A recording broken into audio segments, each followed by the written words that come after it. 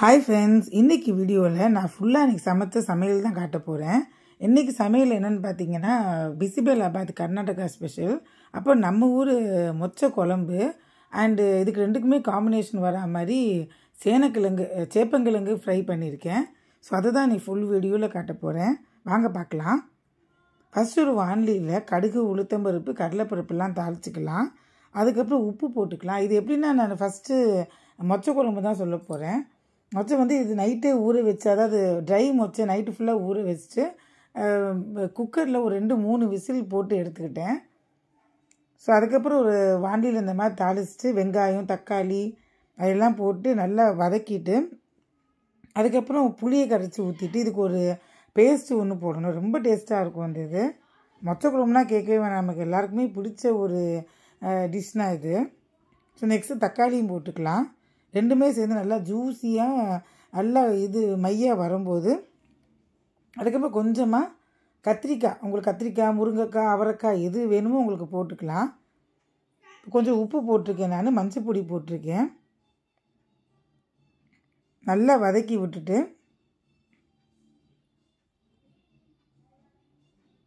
இது வந்து நீங்கள் குழம்பாகவும் பண்ணிக்கலாம், சாம்பார் இதில் வந்து கொஞ்சம் பருப்பு தண்ணி விட்டு சாம்பாராகவும் பண்ணிக்கலாம். நானே குழம்பு தான் பண்ணியிருக்கேன். கொஞ்சம் பச்சை மிளகா போட்டுக்குங்க. அப்புறம் கத்திரிக்காய் கொஞ்சம் பெருசு பெருசாக நறுக்கி அதையும் போட்டுக்கலாம். இதுக்கு முன்னாடி நான் குழம்பு பொடி வீட்டில் பண்ண சாம்பார் பொடி ஒரு 2 ஸ்பூன் போட்டிருப்பேன். அது ஆல்ரெடி நான் வீடியோ போட்டிருக்கேன். சாம்பார் பொடியும் ரசப்பொடியும் பிராமின் ஸ்டைலில் போட்டிருக்கேன், பார்த்துக்கோங்க. ஸோ புளியை கரைச்சி ஊற்றிட்டு கொஞ்சமாக மிளகா பொடியும் போட்டுட்டு நல்லா வதக்கி விட்டுடலாம். அந்த மாதிரி இந்த புளி வாசனை, பச்சை புளி வாசனை, அப்புறம் தக்காளி, வெங்காயம் எல்லாம் சேர்ந்து நல்லா கொதித்து வரட்டும். அந்த சமயத்தில் கொஞ்சமாக தேங்காய், சோம்பு, அப்புறம் இது கொஞ்சமாக வெங்காயம், நறுக்கி வச்ச வெங்காயத்துலேயே கொஞ்சம் போட்டுங்க. இல்லாட்டி சின்ன வெங்காயம் போட்டுங்க, ரொம்ப டேஸ்ட்டாக இருக்கும். அது நல்லா பேஸ்ட்டாக அரைச்சி கொண்டு வந்துடணும். அப்போ நான் முதலே சொன்னேன் இல்லையா, இது மொச்சையை நல்லா குக்கரில் வச்சுருக்கேன், அதையும் போட்டுக்கலாம். அதோடு சேர்த்து இந்த பேஸ்ட்டையும் போட்டு ரெண்டையும் நல்லா கலந்து விட்டு மூடி வச்சுருங்க. அவ்வளோதான், அது முடிஞ்சிச்சு. நல்லா எண்ணெய் பிரிஞ்சு நல்லா கொதித்து எண்ணெய் பிரிஞ்சு வரும். சூடான சாதத்தில் போட்டு சாப்பிட்டு தான் பாருங்களேன், சூப்பராக இருக்கும். ஸோ அது நல்லா கொதிக்கட்டும். நெக்ஸ்ட்டு இந்த சைடு நம்ம மண் சட்டி வச்சுக்கலாம். மண் சட்டியில் எண்ணெய் விட்டு கடுகு, உளுத்தம்பருப்பு, கடலைப்பருப்பெல்லாம் தாளிச்சிட்டு இதே மாதிரி தக்காளி, வெங்காயம்லாம் போட்டு வதக்கலாம். நிறைய தக்காளி, வெங்காயம் போட்டுக்குங்க. நான் இன்றைக்கி வந்து பிசிபெலாபாத் பவுடர், ரெடிமேட் பவுடர் வாங்கி தான் செஞ்சுருக்கேன்.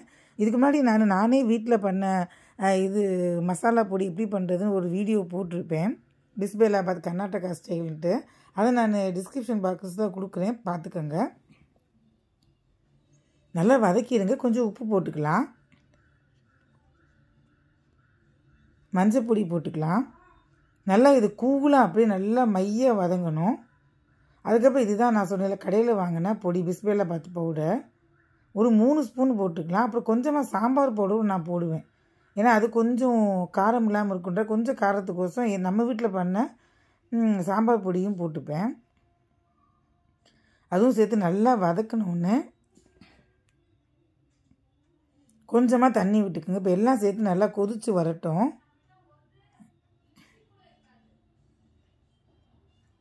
நல்லா கொதித்து வரட்டும். இதுக்கு முன்னாடி நான் பச்சரிசியும் கொஞ்சம் புளியும் ஊற்றிக்கலாம். புளி கொஞ்சம் விட்டுக்கோங்க. இவன் பச்சரிசி 1 டம்ளர், 1/2 டம்ளர் துவரம் பருப்பு ரெண்டையுமே நல்லா 5-6 விசில் வச்சு நல்லா மையாக, நம்ம பொங்கல் வெண்பொங்கலுக்கெலாம் எப்படி மையாக இது பண்ணுவோம், நல்லா பேஸ்ட்டாக நல்லா கொலையாக சாதத்தை வேக வைப்போம், அதே மாதிரி வேக வச்சு எடுத்திருக்கேன். இப்போ அது நல்லா வெந்த உடனே இதையும் சேர்த்து போட்டுக்கலாம். அந்த சாதம் வெந்த சாதத்தையும் போட்டு நல்லா கிண்டி விடுங்க. நிறைய நெய் போடுங்க, கொத்தமல்லி தழை தூவுங்க. சூப்பராக இருக்கும் டேஸ்ட்டு. எதுவுமே பண்ண வேணாம், நீங்கள் பொடி வாங்கி போட்டிங்கன்னா பெரிய வேலையெல்லாம் இருக்காது. பொடி வாங்கி போட்டுக்குங்க.